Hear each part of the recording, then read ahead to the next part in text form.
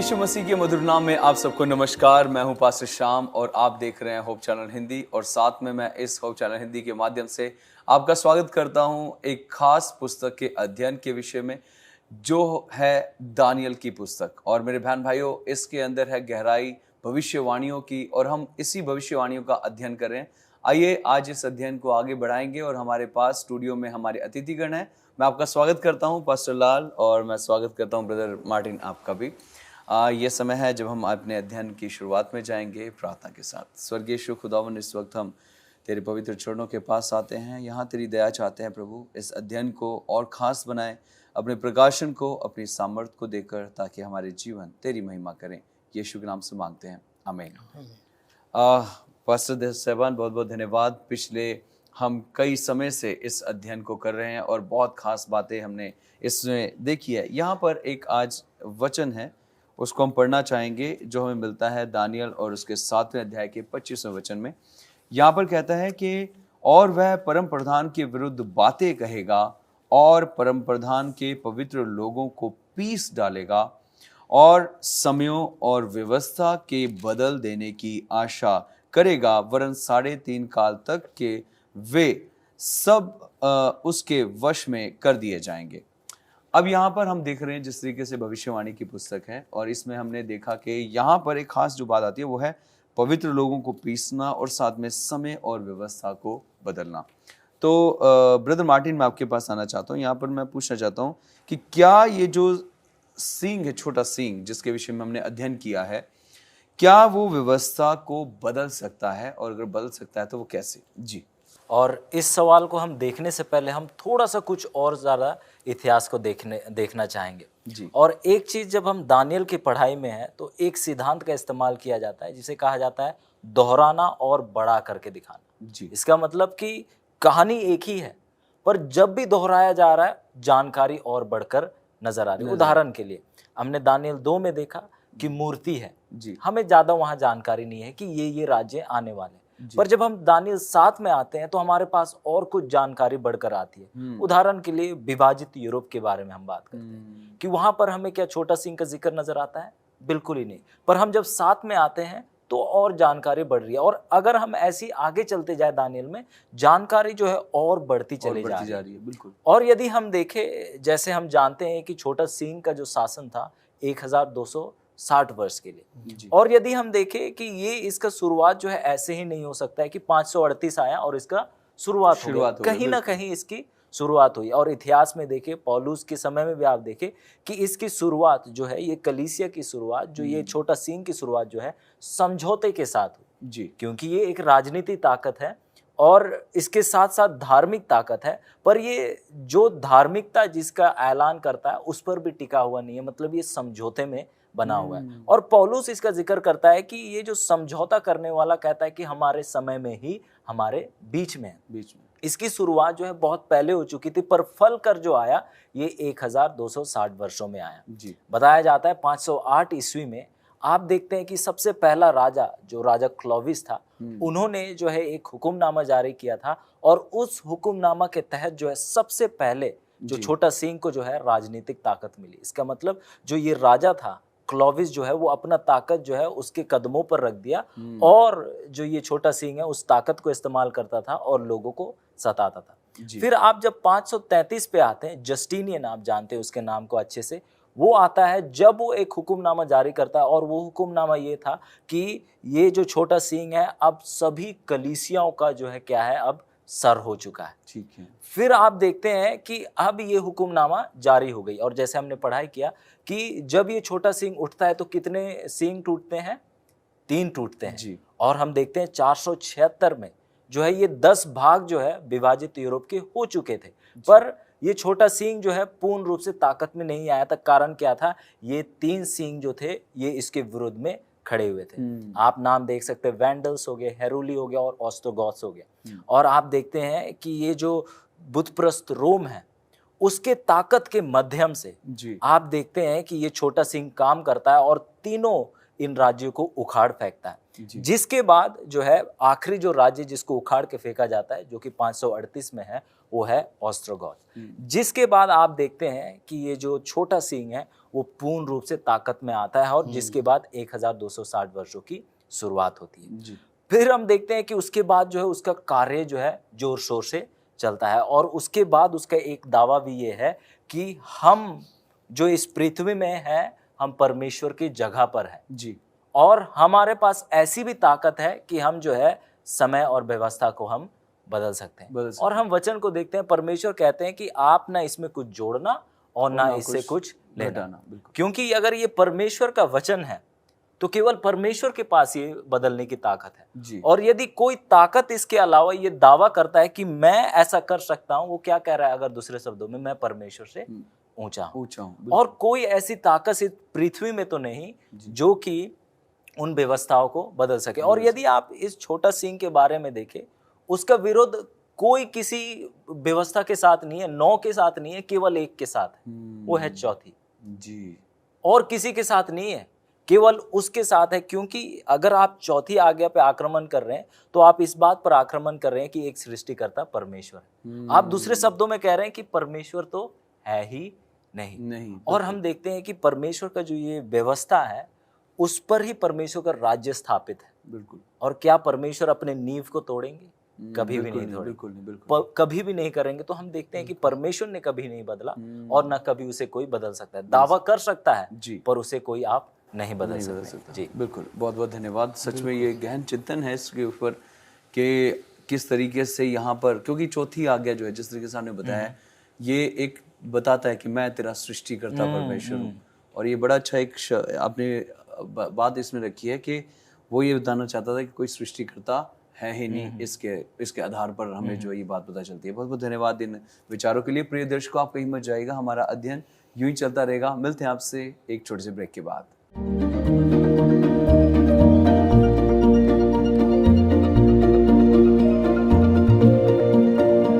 प्रिय दर्शकों, आपका स्वागत है फिर से ब्रेक के बाद। हमारी चर्चा बहुत गहन चिंतन के ऊपर चल रही है कि किस तरीके से व्यवस्था को और परमेश्वर के समयों को बदलने की यहाँ पर जो है देखा जा रहा है, भविष्यवाणी होती है, और किस तरीके से ये भविष्यवाणी पूरी हो रही है।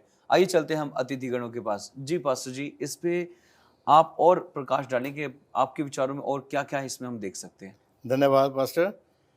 हमने एक छोटा सा समीक्षा इसकी की है, जी बिल्कुल। और हमने कोशिश किया है कि इसका थोड़ा सा बता सकें आपको। बिल्कुल। पर इतिहास के पन्नों में यदि आप जाएंगे तो आपको और बहुत बड़ी इसके विषय में डिटेल जो है वो आपको मिल जाएगी। जी। प्रभु यीशु मसीह, एक बात जिसके ऊपर हमें ध्यान रखना है, जी। वो ये ज़रूरी है कि जितनी भी बाइबल की भविष्यवाणियाँ हैं, उन सारी भविष्यवाणियों का जो केंद्र बिंदु है वो प्रभु यीशु मसीह है, है ना? और प्रभु यीशु मसीह का स्थान जो है वो कोई दूसरा ले नहीं सकता।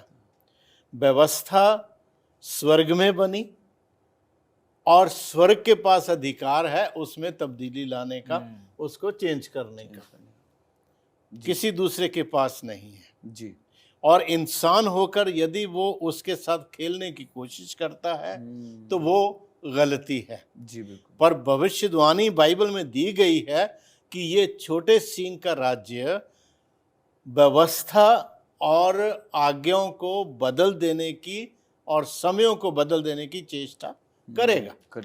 और चेष्टा करेगा लिखा है, लेकिन जब ये पावर आई तो इसने सिर्फ चेष्टा नहीं करी, इसने बदल भी दिया उसको।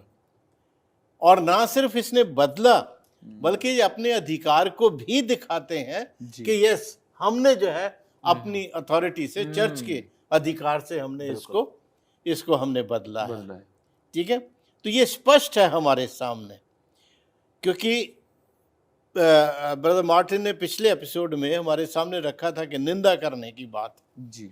तो कोई भी मनुष्य यदि अपने आप को ये कहता है कि मैं पाप क्षमा कर सकता हूं, तो वो क्या करता है? वो परमेश्वर की निंदा करता है। ये व्यवस्था थी। जी। और प्रभु यीशु मसीह उस टाइम पे शारीरिक रूप में थे। जी। तो शारीरिक रूप में होते हुए जब उसने कहा, जा पुत्र तेरे माफ, बेटी तेरे पाप माफ हुए, बिल्कुल, तो यहूदी लोग खड़े हो गए अगेंस्ट में। कि ये मनुष्य होकर कैसे क्षमा दे सकता है। क्षमा दे सकता है। बिल्कुल। लेकिन उसी अधिकार को, उसी पावर को रोमन कैथोलिक चर्च के हेड ने जो है क्या किया, उसने अपने ऊपर ले लिया, लागू कर लिया। उसने लागू कर लिया और दुनिया में डिक्लेयर कर दिया कि उसके जो ट्रिपल क्राउन वो पहनते हैं, ट्रिपल क्राउन के ऊपर लिखा हुआ है लैटिन लैंग्वेज में वाइकेरियस फिली DE, और जब उसके नंबर जब वो काउंट करते हैं तो नंबर एग्जैक्टली जो वो 666 नंबर आता है, जो मनुष्य का अंक है बाइबल में लिखा है जी। तो ये सारी चीजें बताती हैं कि उसने सिर्फ चेष्टा नहीं करी, उसने व्यवस्था को बदला। सबसे पहले उसने दूसरी आज्ञा को बदला जी। कि तू मेरे लिए कोई मूर्ति खोद कर ना बनाना, ना आकाश की, ना पृथ्वी की, ना पृथ्वी के नीचे। पृथ्वी के नीचे की कोई मूर्ति मेरे लिए खोद के ना बनाना। उन्होंने सबसे पहले इस आज्ञा को क्या कर दिया, वो तोड़ दिया। इस आज्ञा को निकाल दिया आगे 10 आज्ञाओं में से। या आप उनके कैटेकिज्म्स यदि आप देखें जो वो बच्चों को पढ़ाते हैं, उन कैटेकिज्म्स में आपको दूसरी आज्ञा नहीं मिलेगी उसके आगे। वो और ये बड़ी बात है कि वो उस अधिकार को मानते हैं। उसके बाद उन्होंने दूसरी आज्ञा की जगह जो है तीसरी आज्ञा जो है उसको लेकर आ गए जी। और चौथी आज्ञा को जो है वो तीसरी आज्ञा के स्थान के ऊपर लेकर आ गए। जी। और चौथी आज्ञा सबसे बड़ा जो शैतान का अटैक है, उसका हमला है, वो सबसे बड़ा उसका अटैक उस अधिकार के ऊपर है जो परमेश्वर स्वयं रखता है कि वो दुनिया का सृष्टि करता है। आमीन। बिल्कुल। तो उस सृष्टिकर्ता होने को शैतान जो है वो टालना चाहता है। वो कहता नहीं, ईश्वर अकेला सृष्टिकर्ता नहीं, मैं भी हूं।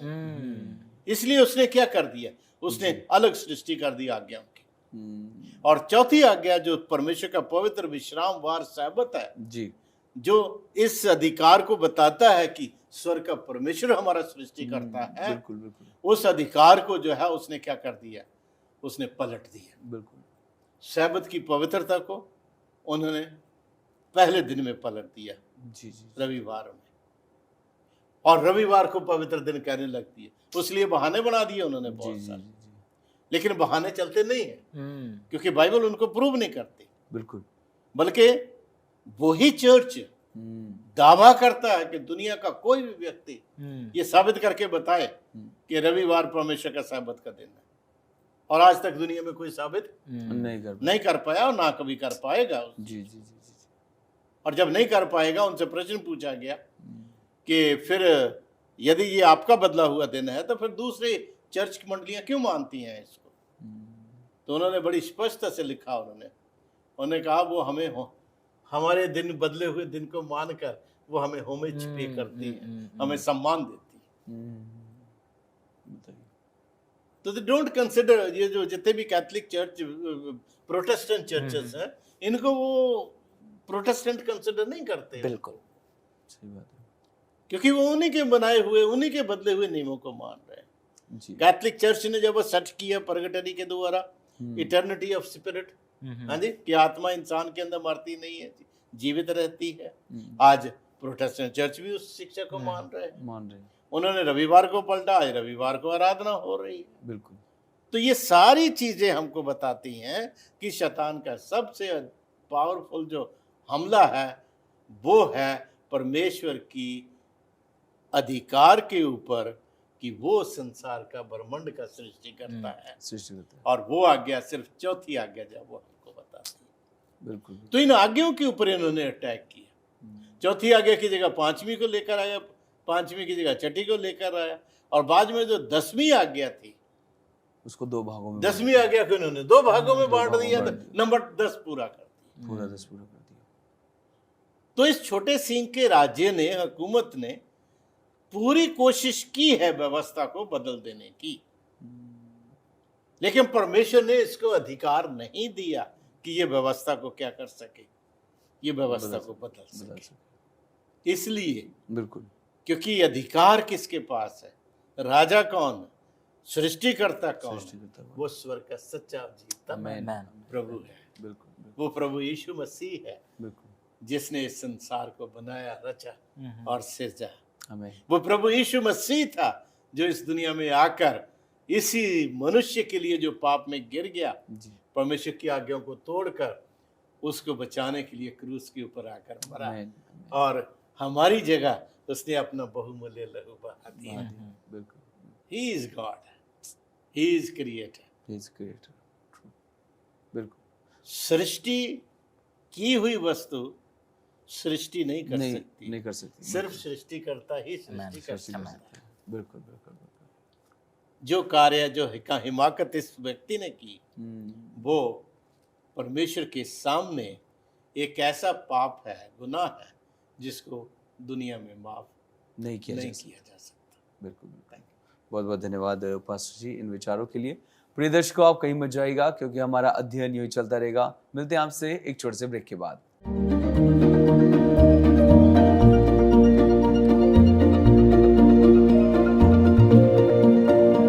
प्रिय दर्शकों, आपका स्वागत है फिर से ब्रेक के बाद। और हमारा ये जो विचार है, हम इसको अपने इन शिक्षा को आगे बढ़ाते हैं। ब्रदर मार्टिन, क्योंकि ये जो सवाल है ये बड़ा खास है, समयों और व्यवस्था को बदलने की जो वो आशा करेगा, तो मैं जानना चाहता हूँ और इसमें और क्या है जो हम और सीख सकते हैं और जो इतिहास हमें बताता है। बहुत बहुत शुक्रिया पास्टर जी। और यदि हम देखें, जैसे पास्टर जी ने बहुत सुंदर तरीके से वर्णन किया कि किस तरीके से उन्होंने 10 आज्ञाओं को तोड़ा और जो उनको ठीक लगा उन्होंने रखा, और क्योंकि 10 उनको बनाए रखने थे, उन्होंने जो है 10वां को काट कर 2 भाग में कर दिया और जगहों को बदल दिया जी। और हम देखते हैं कि अब ये व्यवस्था को बदला और समय को कैसे बदला, जब उन्होंने चौथी आज्ञा के साथ हेर फेर की। हेरफेर। क्योंकि ये जो समय है ये वो 24 घंटे अहम समय है।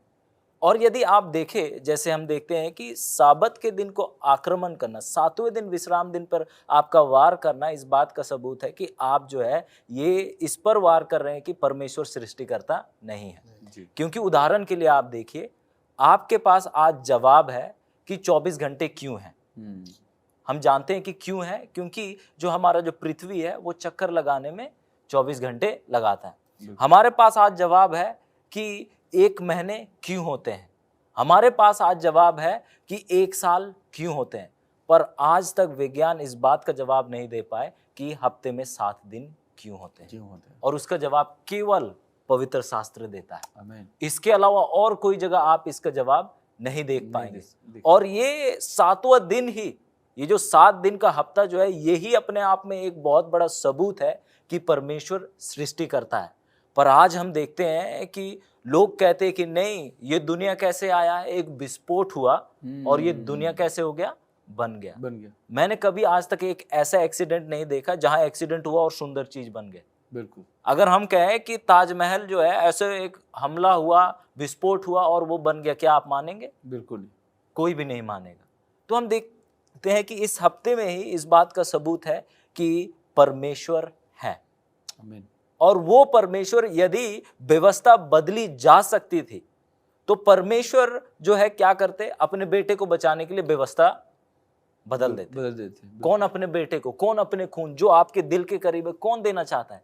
कोई भी नहीं देना चाहता। बिल्कुल। व्यवस्था नहीं बदल सकती थी, इसी कारण से यीशु मसीह को जो है हमारे लिए मरना पड़ा। आमीन। जो हमारे ऊपर आना था उन्होंने अपने ऊपर ले लिया, क्योंकि और कोई रास्ता है ही नहीं था।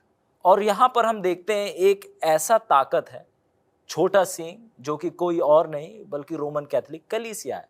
और हम ये है कि हम किसी के विरोध में नहीं है। हमारा जो है एक ही परेशानी है, वो है झूठा सीख। अगर हम इसी वचन के आधार पर हम दोनों चलते तो हम भाई भाई होते, आज साथ बैठे होते, बातचीत करते। पर जहां बाइबल और हमारे बीच में, अगर बाइबल हमारा आधार नहीं है, विश्वास का आधार नहीं है, जीवन का आधार नहीं है, वहां मेल नहीं खा सकते जी। रोशनी और अंधकार का कोई मेल नहीं है। और जब हम देखते हैं अंधकार का युग कहते हैं वो समय जब की है कि वचन को जो है एक तरफ जो है फेंक दिया था, उसको नजरअंदाज कर दिया था। और आज के समय भी जो है हम अंधकार के समय में ही जी रहे हैं। आज जैसे पास्टर जी ने जिक्र किया कि कितने लोग जो अपने आप को प्रोटेस्टेंट कहते हैं, वो क्या है, उसी के साथ बने हुए हैं। और यदि हम उनको सवाल करें कि आप जो है क्यों रविवार के दिन विश्राम करते हैं, तो उनके पास भी जवाब नहीं है। तो हम देखते हैं कि उनके साथ ही कई लोग जुड़े हुए हैं और हम देखते हैं कि उनके अधिकार में भी आज तक लोग हैं। और हम देखते हैं इस ताकत का दावा ये है कि हर एक चीज जो यीशु मसीह की होनी चाहिए उन हर एक चीजों को उन्होंने अपनी ओर केंद्र कर दिया है। यीशु मसीह के हर अधिकार को उन्होंने क्या कर लिया, एक तरफ से हड़प लिया है। यीशु मसीह महायाजक है, वो हमारे लिए प्रार्थना करते हैं, पर कौन वहां प्रार्थना कर रहा है? एक रोमन कैथोलिक कलीसिया का याजक, फादर। और बताया जाता है कुछ ऐसे भी इंसिडेंट्स रहे हैं, घटनाएं रहे हैं, जहां अगर आप आते हैं, मैं फादर हूं, आपने अपने पाप बताए, और जब आपको सच्चाई पता चला और आप सच्चाई के अनुसार चलने जा रहे हैं, तो मैं आपको क्या कर रहा हूं? ब्लैकमेल कर रहा हूं। ऐसे भी घटने हुए हैं। तो आप देखते हैं कि, और उन्होंने ये भी सिखाया कि क्योंकि आप पापी हैं, आप सीधे तौर से पिता तक नहीं पहुंच सकते हैं, और इसीलिए जो है याजक के यहाँ आप बताएंगे, फिर याजक जो है क्या करेगा? परमेश्वर के सामने आपके विनतियों को रखेगा। पर वचन स्पष्ट कहता है कि हम यीशु मसीह के नाम से हम पिता के पास सीधे तरीके से आ सकते हैं। यीशु मसीह क्या है? राह है। पर वो जो है ऐसा सिखाते हैं, वे बताते हैं कि उद्धार जो है केवल रोमन कैथोलिक कलीसिया के द्वारा आएगा, और कोई रास्ता नहीं है। इसीलिए अंधकार के युग के समय में बताया जाता है, जब लोगों ने सुना यूहन्ना 3:16 जैसे आयत को, लोग रोने लगे। वो कहते बार बार, जैसे आप प्रचार करने गए और आपने बताया यूहन्ना 3:16 ये कह रहा, लोग आपको कहेंगे क्या आप इसे दोबारा पढ़ के सुना? हजारों बार उनको पढ़ के सुनाया जाता था यही बात कि हम जो है यीशु मसीह के द्वारा बचाए जाते हैं। ऐसी अंधकार चीज हम देखते हैं कि केवल 10 आज्ञा को नहीं, उन्होंने बाइबल तक को बदलने की पूरी कोशिश की। जहां जहां यीशु मसीह उद्धार करता है, सब चीजों को वो लोग रद्द करते गए, और लोग जो है अंधकार में जाते गए। और हम देखते हैं कि बाइबल किस भाषा में थी? केवल लैटिन में थी, और जिसको जो है आम लोग नहीं पढ़ सकते थे। इसीलिए बहुत रिफॉर्मर्स आए। इनका मकसद क्या था? कि लोग बाइबल को अपनी भाषा में पढ़े, ताकि वो सच्चाई को जाने, ताकि उस अंधकार से वो बाहर निकले, ताकि वो कोई इंसान को भगवान बैठकर वो लोग ना माने। बिल्कुल बिल्कुल। और यहाँ पर सर एक और चीज मुझे ध्यान में आ गया जी। एक और चीज बड़ी है कि आज्ञाएं जो हैं, आज्ञाओं का ये स्वभाव है कि वो बताती हैं कि हम पापी हैं। बिल्कुल बिल्कुल। आज्ञाओं को हटा दो तो आपका पाप भी नहीं है। बिल्कुल। और समझे ना सर? बिल्कुल।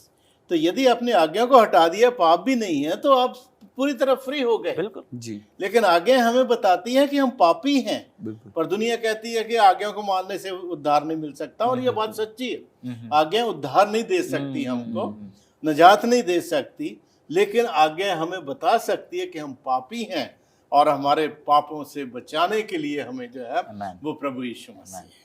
There is nobody else। बिल्कुल बिल्कुल। तो ये बहुत जरूरी है, और इसीलिए शैतान के सबसे अधिक हमले जो हैं परमेश्वर की 10 आज्ञाओं के ऊपर, जो नैतिक व्यवस्था कहलाती है जी, उसके ऊपर उसके हमले हैं सबसे ज्यादा। बिल्कुल। और वो इन्हीं को हटाना चाहता है। इन आज्ञाओं को हटाने के लिए उन्होंने सब्त को हटा दिया, रविवार को वर्षिप करो, वही कोई बात नहीं। असम में बड़ी बात। बिल्कुल बिल्कुल। समय को बदल दिया उन्होंने, आज्ञाओं को बदल दिया। मूर्तियों की पूजा नहीं करनी, उन्होंने अपनी मूर्तियां लगा ली अपने अपने मस्जिद में, चर्चेस में, सही बात है। हर जगह जहां भी जाते हो झुक के जाओ भैया मूर्ति के सामने। तो ये सब जितने भी है नाटक, ये सब बता रहे हैं कि किस तरीके से इस मंडली ने रिलीजियस होते हुए इसने हिडनिज्म को बढ़ावा सत्य के अंदर मिलान कर दिया। Thank you. बिल्कुल, बहुत बहुत धन्यवाद पास्टर जी इन विचारों के लिए। ये समय है कि हम अपने इस अध्ययन के अंत में जाएंगे, और मैं निवेदन करूंगा पास्टर जी प्रार्थना में अगुवाई करें। प्रभु तेरा धन्यवाद देते हैं आज के इस एपिसोड में, जो तूने हमें ज्ञान दिया। हम चाहते हैं जब स्रोतों तक पहुंचता है, होने दे प्यारे परमेश्वर, वो इसकी गहराइयों को जान सकें, अपने आत्मा से उन्हें ममूर करना, और हमें भी अपनी महिमा के लिए इस्तेमाल करना। प्रभु यीशु के नाम से मांगते हैं, आमीन। बहुत बहुत धन्यवाद प्रार्थना के लिए, और बहुत बहुत धन्यवाद हमारे साथ स्टूडियो में जुड़ने के लिए। प्रिय दर्शकों, हमारा ये अध्ययन यूं ही चलता रहेगा, हमारी ये स्टडी यूं ही चलती रहेगी, और आप हमारे इस चैनल को ज़रूर सब्सक्राइब करें। यदि आप हमें YouTube पे देख रहे हैं, कमेंट ज़रूर डालें, और अगर आपके पास कोई प्रार्थना निवेदन है तो ज़रूर हमें कॉल करें दिए गए नंबर पर। हम आपसे मिलेंगे अगले अध्ययन में, तब तक आप सबको जय मसीह।